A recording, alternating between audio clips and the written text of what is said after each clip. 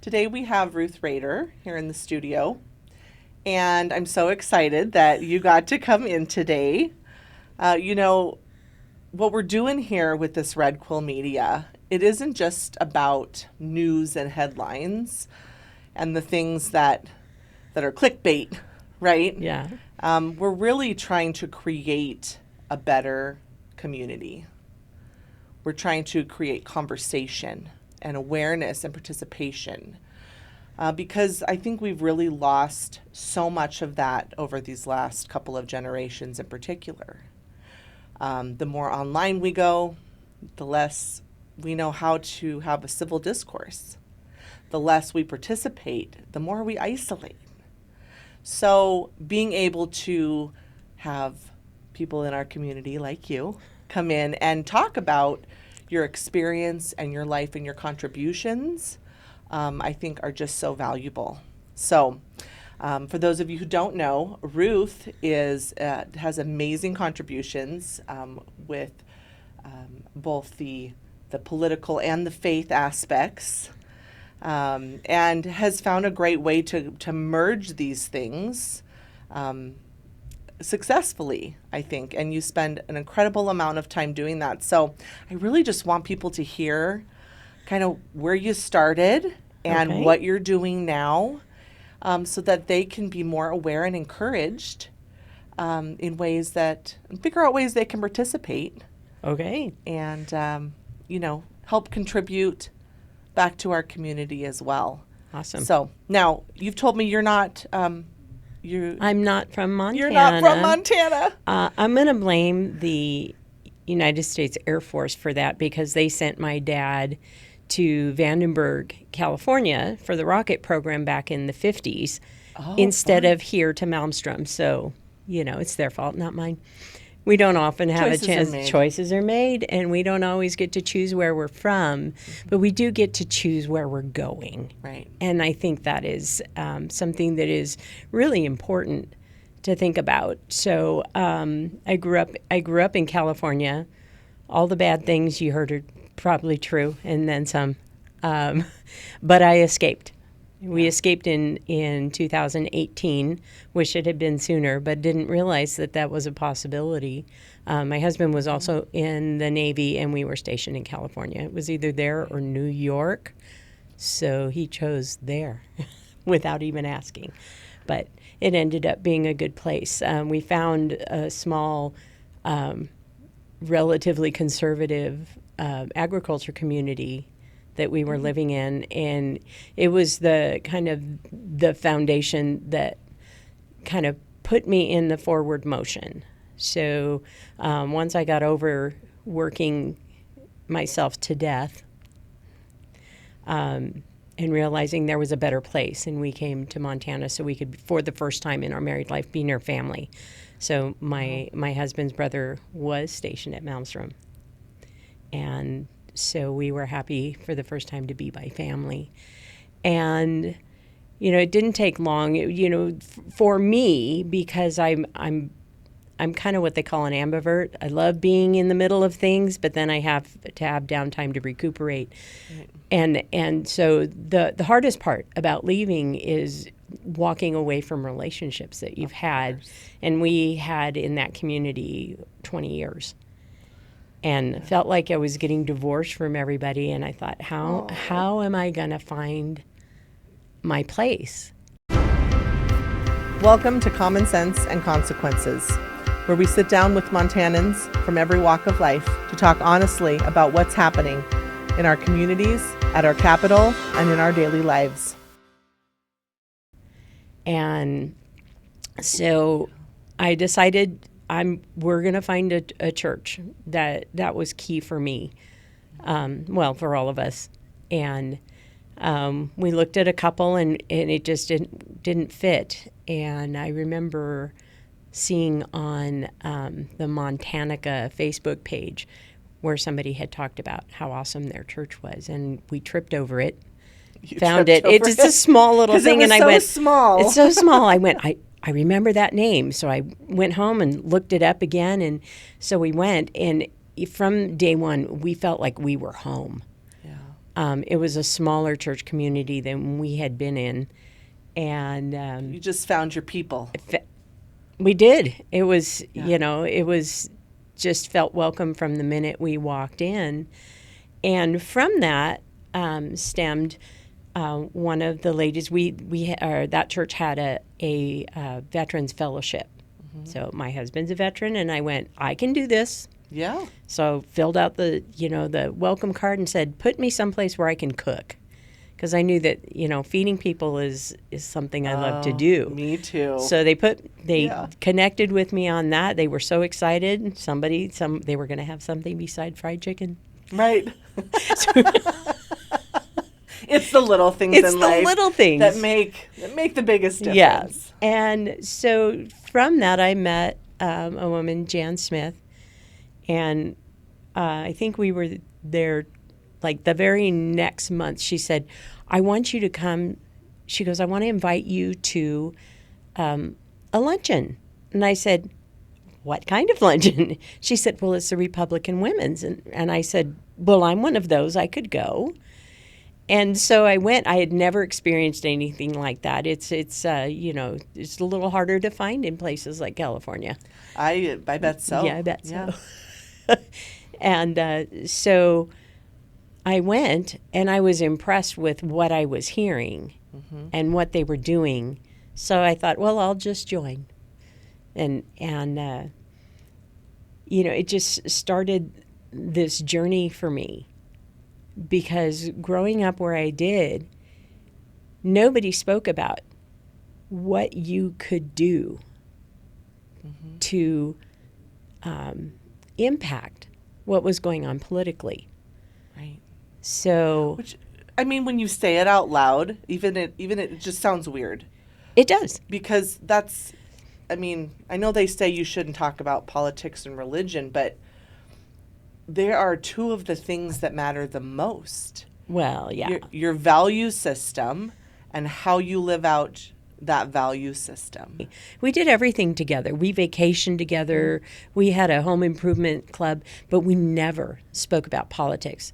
We kind of all knew where each other stood, but we let our focus be God and building those relationships. But to say that now, I don't know if it happened now, if we could do that, because of things that I see where they have come after what they've experienced. I don't know if we could be in the same circle now that we've experienced being around, people that are more conservative. But to see focus put on the Constitution and to see focus put on, supporting those that are in legislature. That was just the door opening. The first thing we ever did, I think it was 2019, we called it Storm the Hill. And it was legislative session had started, and we had somebody that donated money, and we took lunch up to the legislature. I'd never walked in a state capitol in my whole life. But you were good at cooking. But I didn't cook anything that time.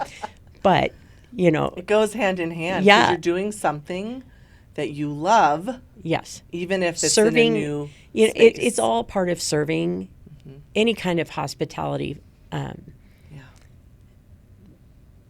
part, I guess, for lack of a better word, to serve other people. You can make a difference, and it can be such a small thing. We were just passing out sandwiches. Yeah, that was actually my first experience at our Capitol, too. Oh, really? Was putting on a luncheon. Oh, Yeah. very cool. So, once we went through that, it was like, this was so much fun. I hope we do this again next year. Then, of course, we had COVID, and the phrase storming the hill was not appropriate any longer. Right. So we never Everything started We shifting. never, came up with another thing to call it. But the following legislative session was closed off because of COVID. Right. So, that changed everything. But before that happened, one of the things that came about going to the Republican Women Luncheon was a gentleman named Patrick Webb, who is now with the Montana Family Foundation. And he had introduced, we're going to do this training. Come have lunch on us. We're going to do this training and teach you how to expose yourself to legislature. And I went, that sounds like fun. I had no idea what I was getting into. But to go to that and have someone say, you can make a difference because you can go testify in front of the legislature. Mm-hmm. And I'm like, excuse me, what? I had no idea. I mean, no concept. We go along in life, for the most part, where we just go, we're going to put our trust in the legislators, and then we either applaud or complain when things don't go the way that we think they should. But my dad was, he was a lifetime military guy. He was very stern. We used to call him Sarge when he wasn't listening. But he would always say, if you have something to complain about, you better be willing to put yourself on the line to make it better. And I hadn't thought about that until that opportunity. So we were learning about how you can have a legislator sponsor a bill that could alter the life of the citizenry in ways unimaginable. But if they don't have people lined up to testify and stand up with them, it can just go in the garbage. And, it was, we had, I think, Kat Kamerick from Florida. And she was amazing to listen to. She was so passionate. And so learning how, we did some role playing and, Sure. pretend you're testifying. And I didn't give it much thought until I knew that our church was up as a visibility for a pro-life bill that was on the Senate floor. Sure. And we wanted it to pass. So I was at work, and I got a text from someone, is there anybody that can go testify up at the Capitol on this education bill? And it was to retain the teaching of the Constitution and the recitation of the Pledge of Allegiance. Which in my mind, to even have a bill to remove that, to even discuss to remove that, especially when to even be a legislator, you have to take an oath to uphold it. Exactly. Why would we ever want to remove the teaching of those documents? Yeah, this bill was to keep it in, not to take it out. Yeah, okay. So it was one to support. Okay. But again, it was COVID time. This was 2021. And I happened to work for somebody that was conservative minded. I was done with what I was doing, and I was about a mile and a half, and I said, hey, Bill, can I run up to the Capitol and testify on this bill? And he said, sure, see you tomorrow. So I went, and I thought, I don't even know what I'm going to say. And, a little bit of nerves. I'm not a public speaker. I like the obscurity of things like choirs where I'm in the back row. Which is why you're here today. Right, exactly. Thanks for coming out of your comfort zone, coming out of the back row just a little bit. Yeah. And when I walked in the door, I looked up, and there was my representative. She was on that committee. And I looked up and I went, okay, I can breathe. I can do this. Yeah. So I'm still not quite sure what to say, but it's like when I was a kid, first I learned the Lord's Prayer. Second, I learned the Pledge of Allegiance. That was what my dad taught me. It was so important to him. And, thinking back also to eighth grade, when I knew that I had to be able to write down certain parts of the Constitution by memory just to graduate. Which, come on, we don't really have that anymore. No. Like, most of our schools don't even teach history. I know. And it's all under social science or whatever, social studies now. Yeah. You get 10 minutes. Of course. 10 minutes is your history Enough to lesson. say they've done what they were supposed to do. So, talking about those things and why it was important. Right. And so I finished. Don't remember exactly what I said. Was relieved to get out. Yeah. It was almost like an out-of-body experience. Okay, I just did that, but I don't know what I said. Right. So I walk out, and at the time it was Elsie Arnson was there, and she said, "Thank you so much." Turns out that the rest of the testimony on that bill in the House for that committee were people that phoned in and were against it. And That's just to have someone say, had you not stepped up, that bill would have been crushed and we would have lost it. Right. It really makes you go, what? To realize that a small contribution can be you just stepped out of your that important. Out of your comfort zone. So found out it passed, and I was like, "Ooh, that's good." So moved on. I was just doing, and I started getting these emails from what is called the Patriot Patrol, and it's a grassroots movement to support the GOP, and it's under the umbrella of the Montana Federation of Republican Women. I'd get this email, and it would say, "These are the bills that are coming up. We need testimony on." I'm like, "This is awesome. I have something to look at," because I mean, if you go into the legislative website, it's voluminous. When you're looking at the potential of over 4,000 bills, it's like, where do you start? Right. How do you even know?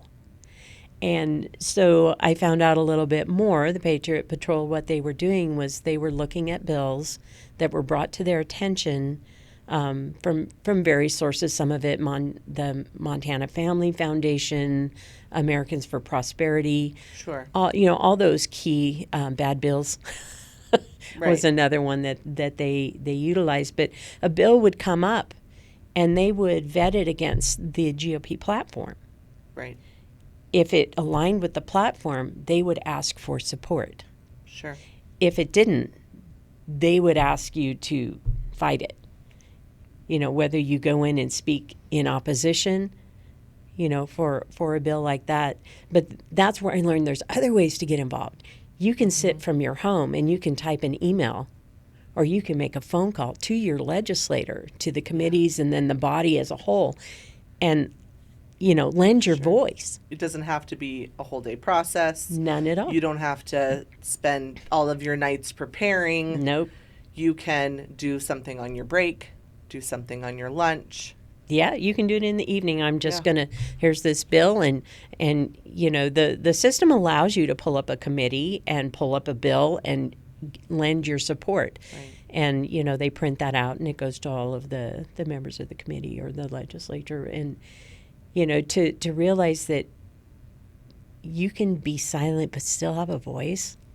Not everybody is comfortable getting up in front of a legislative body. Right. And for the most part, they are, lost my word. Well, so our legislature, we're supposed to have a citizen legislature, and it's supposed to be very accessible. The options that we have here to participate, not everybody has those options in other states. No, they don't. And so even just speaking with somebody who is used to living somewhere else, they're like, "What, you participate?" Right. Right? So I mean, I get my ballot in the mail and I send it in, and that's all I do. Yeah. We just hope that they make good choices. Exactly. But here it's completely different. We want that participation. We need that participation. Yeah. You're responsible for voting in people who you believe in and believe will represent you and your values. But how do we do that if we don't participate, right? Exactly. And, participation is such a key thing. Mm-hmm. And, I'm going to say, and don't get mad at me, pace your anger, as our pastor says. Republicans, we rest on our laurels. Yeah. And we let somebody else do the work for the primaries. And then we just vote a letter without doing any research or understanding. And it's because of that passivity that we end up with with laws that create these voids for, like a judge, where they can't, in Montana, say which party they affiliate with. Right. And there's no way anybody that says it's unbiased. No, every human being has an opinion. And if we're not careful, if we don't do the homework, we're just going to arm the gun with the wrong ammunition. Right. So to speak. Well, I feel like there's about 6 rabbit holes we could dive down. Sure is. in just the last 20 seconds of words here. Yeah. Oh. So many good rabbit holes. Maybe we'll pace that out a little bit. Sure. But I, going back to the website Mm-hmm. and being accessible, it is overwhelming just to try to sort it out. And what am I looking at? What does this mean? What's a committee? What is, Oh, exactly. I had Trying to figure no any of idea that. all the moving parts. You just Yeah. go, okay, so there's a senator and there's a House of Representatives, and they do their thing. I didn't know that a bill went through one side first, and then if it passed, went through the other one. Mm-hmm. Never knew that. Didn't learn that in school. Yeah. So, there's a lot of moving parts. And the original website that we had prior to this last session, I had gotten very familiar with and very comfortable with. So to start the new session with the new Right. website, They have a new one. it just kind of had me upside down. And it wasn't functioning very well. It was not functioning at all. Anytime you put like a last minute system in, Yeah. Well, they didn't.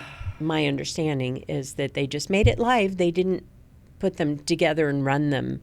yeah. So because of that access and because of my introduction to the Patriot Patrol, there was one woman that was doing that on her own out of the Flathead. So tell us a little bit about what the Patriot Patrol accomplishes. Like what's coming in and what are you putting out? Okay. So we're looking at bills that are live in the legislative session. Some are brought to us by legislators. Some of us are, come across from these other outside organizations. We're always looking to build this body of grassroots movers to be willing to lend their experience. Like if someone is in the medical field, could you look at some of these bills that are in the medical? Let's look and see, do they match? Because we want to know if we want to support or oppose a bill. And what do they specifically affect and what will this affect down the road? Exactly. Because there's always an economy around every issue, Yeah. right? There's always this domino effect. And if you don't have somebody that is either following Right. the legislative process on that subject or working in that industry, sometimes it's hard to know what all the things that's going to affect. Exactly. So what we did last session is we relied on what the GOP party was looking at were the key things. So in 2025, it was judicial reform. There was election integrity. There were, a number of things. Key. So you can look up bills, but having access to legislators to go, okay, what bills are you working on? What do you need support on? It has evolved a little bit from just having a list of things sent out to now we do research that we're capable. We've got people that we know certain things, real estate, hunting laws, so just Sure. all different. There's so many different things going on. When you have over 4,500 bills, it can be a little daunting. So last session, we followed 151 bills. So as they came available to us, I would go into the legislative website and look up each bill to see what the status was. Every day, I'd go through 151 bills every day, looking, okay, so this one's up for committee. We're going to, we need somebody to testify. So then we had, we knew some people that knew certain things, and we'd put out, we'd put out the email daily that told what was going on. what we needed. And we also would include links. So if we'd send out this email, we were up to about 1,300. When I first started, we were about 300. So I had subscribers or 1,300 people- emails. Yeah. Yeah. And so we'd go, we'd send it out every day. Sometimes it would go out at 4 a.m. It just depends. Yeah. Sometimes there's a lot of stuff going on. And so I was tag teaming with my co-moderator. And so she's up in Flathead. She has a whole different element of information. So we would always work together. We'd talk over everything, and I'd say, I really think this bill needs to go in there. And we'd look and say, okay, well, it follows the GOP platform here. We've even had where in 2023 where we had a bill that was being sponsored by someone from the Republican Party, but it didn't align with the platform. Yeah. And boy, did I get a call. It's like, why are you not supporting my bill? I'm a Republican. I said, and we appreciate that. However, we compared it to the platform, and it didn't match. If you want us to put out support for this, then I encourage you to go back and retool your bill so that it aligns with the platform. Otherwise, we're a no. They were not happy. Yeah. And, but since I was in the safety of my car, I happened to be out of state at the time when they called. So I was in a safe place. You're in a but, safe place. And it's, finding, we have to be strong in certain ways. And we will reach out. If we see a bill that has potential, we'll call them. We'll contact them and go, you are a sponsor of a bill and it's not aligning with the platform. Are you willing to make changes?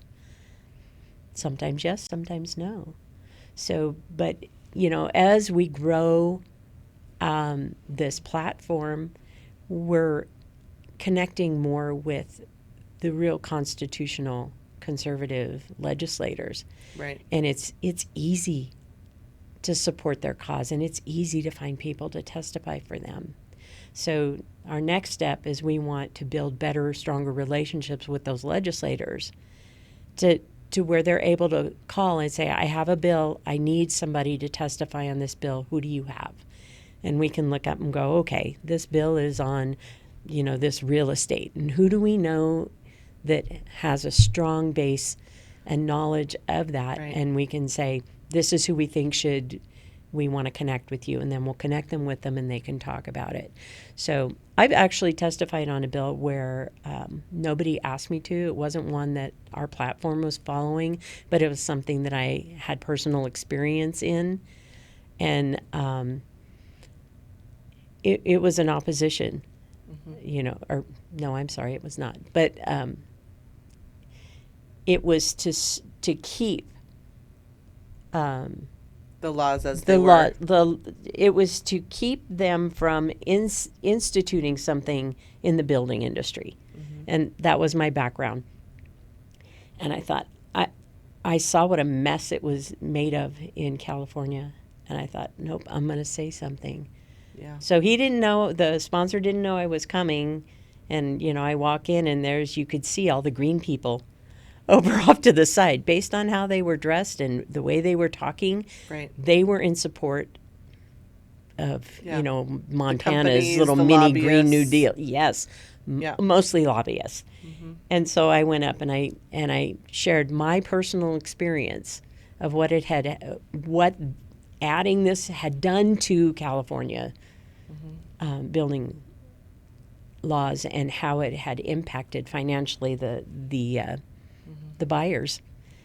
And when I walked out, the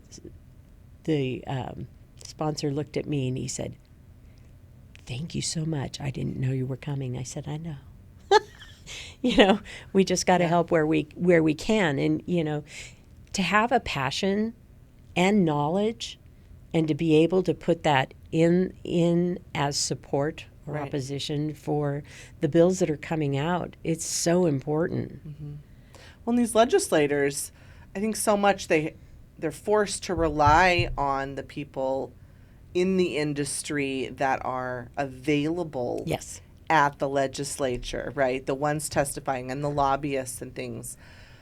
because, I mean, if you ask me, hey, who do I talk to about the construction world and what this will affect? Like, I'm gonna have to go through my Rolodex. Your Rolodex. My Rolodex. I'm gonna have to think about this, right? But if you have people in that industry, Yeah.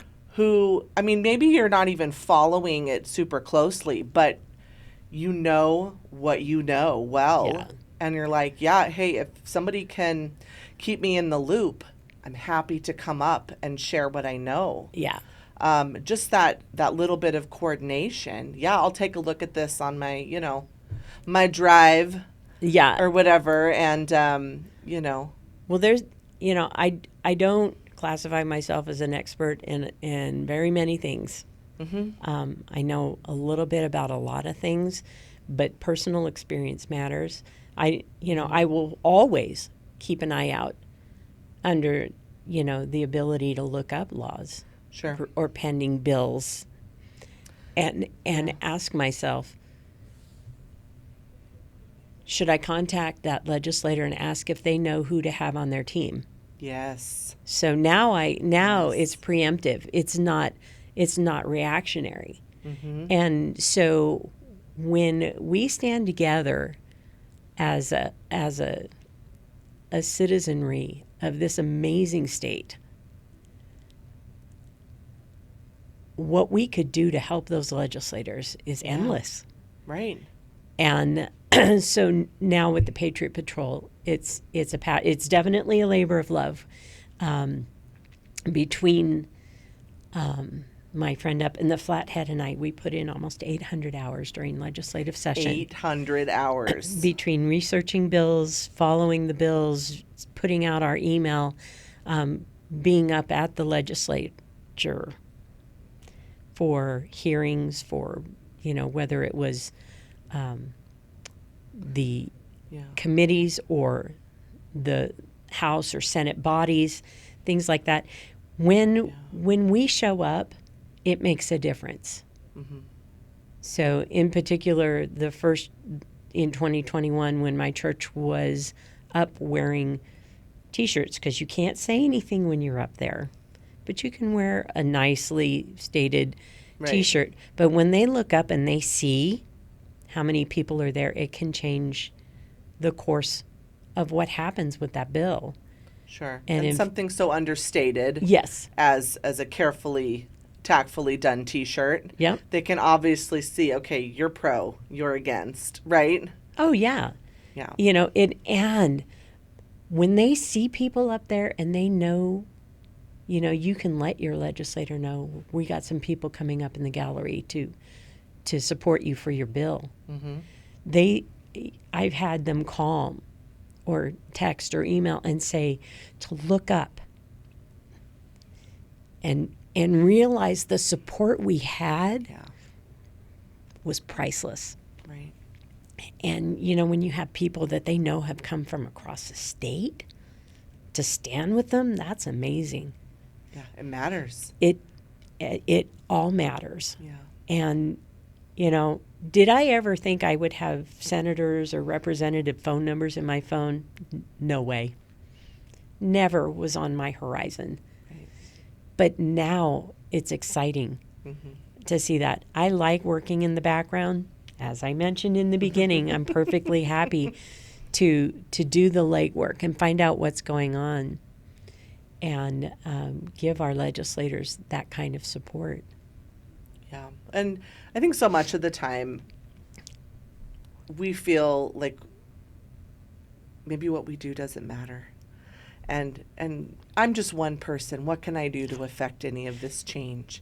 But I think you're just such a prime example of that it's one foot in front of the other. It's just reaching out with a little bit of courage to do this one thing and then this next one thing. And you find a way, like you were saying, you don't have to always go up to the legislature. Nope. But you can, Make an log impact. in on your Zoom and and they only give you 3 minutes, sometimes a minute. 2 is the average. Not very long. Yeah. But to get up there and say, this matters, this is why this matters, this is how this will affect my family or my business or my grandkids. Putting in your 2 cents. This is how you affect that change and participate. Yeah. We want to feel like what we do matters. This is how it matters, right? Oh, yeah. And even something so simple. So, for example, last session, we had the bill where it was kind of a Title IX Sure. bill, and Carrie Seekins Crow was the sponsor of this bill. They bust people in opposing, but I knew it was coming, and I set up petitions, and I got signatures at church. Well, they had 100 people come and testify in opposition of this bill, but I had 130 signatures. It counterbalances. It all matters. They put that in the record.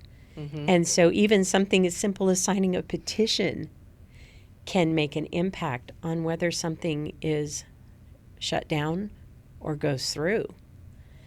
And, Right. If you're passionate about something, and I was about a bill in 23, I think it was SB 99, and there was a lot of opposition. There were activists and lobbyists all over the place. And it did pass the House. It went through the judiciary. It passed that House. Thank goodness for Amy Regier. Loved that she was the chair on that one. But everybody had 2 minutes. And the complaint was that when it went through the first side, that there was nobody really that was from Montana that said it affected them. And I was like, there's got to be something. So I connected with people at church. I said, we need to pray over this. We need somebody. And somebody showed up. And they testified. But they only had 2 minutes. And it was a life-changing kind of testimony. Sure. To where it was only because of the participation of the legislators on the committee who chose to ask questions. See, they can ask questions after your 2-minute testimony. Right. And because of that bill ended up passing. And it was so important for the health and safety of our minors. It's just, those are the moments when you can look back and see, because I was willing to take a step out of my comfort zone for 5 minutes. It mattered. Right. And, every single person in the state of Montana has that capability. Sure. If they want to step out. Right. So There's so many good resources. I mean, tell me first how people get a hold of the Patriot Patrol. Okay. If they want to be involved or just sign up for your email. So, yeah, we do have an email. It's MTpatriotpatrol@gmail.com. So that the MT is for Montana. There is another Patriot Patrol, but that's not us. At Gmail, you got to put the MT in there. So if you're interested and you want to know how you can get involved, or even just get the daily during session, just drop us a line. Let us know what county you're in, because we're tracking that. We're trying to figure out where people are. Oh, good. It's always good to know where people are, Well, because if we you won't need- pester you. If you're in Helena, we're going to call you. Come on down. Well, if something affects your area, Yeah. in particular, Absolutely. Like I said, some of this just isn't on our radar. Right. So if we can say, hey, specifically affects you in your area. Yeah. Oh gosh, yes, I do want to, let me dive further into that. Let me make some time. Yeah. And Yeah. if you have a particular skill set or experience in an industry like medical, or if you like to hunt, Yeah. we'd love to know what the things are that concern you, because we can put you to work looking at bills. Right. Some of them are, really voluminous and very wordy. But we can get through it together. Yeah. And I think that's what matters. When we stand together, even Reagan said, if you don't stand for something, you'll fall for anything. And we've been falling for anything for a long time, right? Yeah. Now is the time after last session. Last session was the hardest for me because loyalty is something that means a great deal to me. Mm-hmm. And I see patterns. Right. And I started seeing the patterns before they ever were talked about. Mm-hmm. And I was tracking them. And I sent that information to the GOP and said, are you guys seeing this? We have a problem. I went to the winter kickoff to do a little workshop on Patriot Patrol, and Nellie Nicole was there, and she is great at analytical stuff. And she had this information about over the different entities that do scorecards, like the Montana Federation, AFP, all the Legistats. Sure. And she had put it in this great format with a graph, which speaks to me. I'm a former accountant. But it was, for me, it highlighted that what I was seeing was not emotion driven. Right. It was actual, real time. And it just kind of made me feel a little bit better, like, okay, we're on the right track. Right. Somebody else is noticing what I'm noticing. Yes. Because the numbers or don't supporting lie. that I wasn't making it up. What Right. I saw. And we have to be confident Right. in anything we do, especially if we're lending public information. Right. So it was just a quiet yes for me to know that what I was seeing was legit. Yeah, a little encouraging, a little some good reinforcement. Numbers don't lie, patterns don't lie. They don't. And it's given me, I'm pretty quiet try to be quiet on Facebook because I only want to say things that matter. Right. And to be able to have people that are trying to promote some of those that say they're Republicans, but their voting record was against it, to have that detail and to be able to say, you voted no on these key things. Right. You need to recheck who you are. Right. Well, and, in my opinion is that you can be anything you want to be. You can have any group you want to have. Not every group is for me. Exactly. Right? So, if you're going to be part of a group, you have to, in order to be effective, you have to have a similar vision, a similar goal. Yeah. Right? You have to be on that same path, working towards the same types of things moving forward. Yeah. It's absolutely. not just, you and the friends that you like to hang out with, chat with, right? It's not a feel-good thing. This is a common vision, a common goal thing. And if that isn't your goal, or maybe that's not your goal anymore, you have a different vision, then another group that has your same vision is probably a better fit for you. Yeah. Right? And sometimes these groups can come together well, and we can say, this vision is something that we all can find some commonality with. And sometimes it's not, right? Yeah. But everybody has a group that you find your people. You do. Who's your tribe? Right? And Yeah. if it's not, and that can change. Well, and it does. It often changes because, we're all human. Right. Bad things happen to good people. Yeah.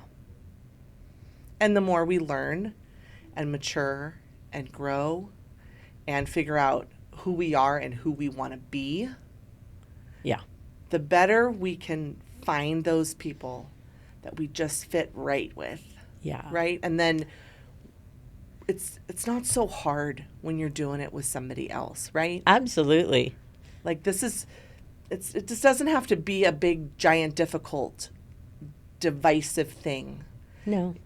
It can be, I'm searching for people I agree with, that I can have the same vision with, and I can step out with courage and with confidence, and I can do hard things, and I know that I have other people with me Yes. who I can line up with and do the hard things together, right? Everything's more fun in a group. Everything's more fun in a group. Well, I think we'll leave it there today, Ruth. Okay. I hope you come back and visit us again. That would be fun. And we can talk about election strategies. we can dive down any Yeah. of those rabbit Yeah. holes we mentioned Yes. earlier. So, for a parting comment, I would say I'm fortunate to have been election judge. Right. And I would encourage everyone to vote. Don't wait for the general election, because this primary, in my opinion, is more important. If we don't stand for what's right, we're going to get what's wrong, and we're going to be left in the dust. Right. So there's a lot at stake.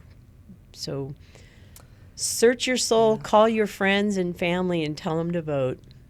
Don't let the opportunity go by, because one day we may not have that right at all. Yeah. Very true. Very true. This primary election is June 2nd. June 2nd, yep. June 2nd. So if you're not registered to vote, or if you haven't voted, You still can. you Plenty still of can. time. So make sure you contact the election office. You Yeah. can also, if you want information on what district you're in, or Yep. your voter page and things, we actually have those. Those links can also be found at a website called thelc4.com. Awesome. And there's some kind of a one-stop for a lot of that information for Yeah. your districts, for your state representatives, and a link right to your voter page to the Secretary of State, so you can make sure that's updated as well. Absolutely. Thanks, Ruth. You bet. Thank you.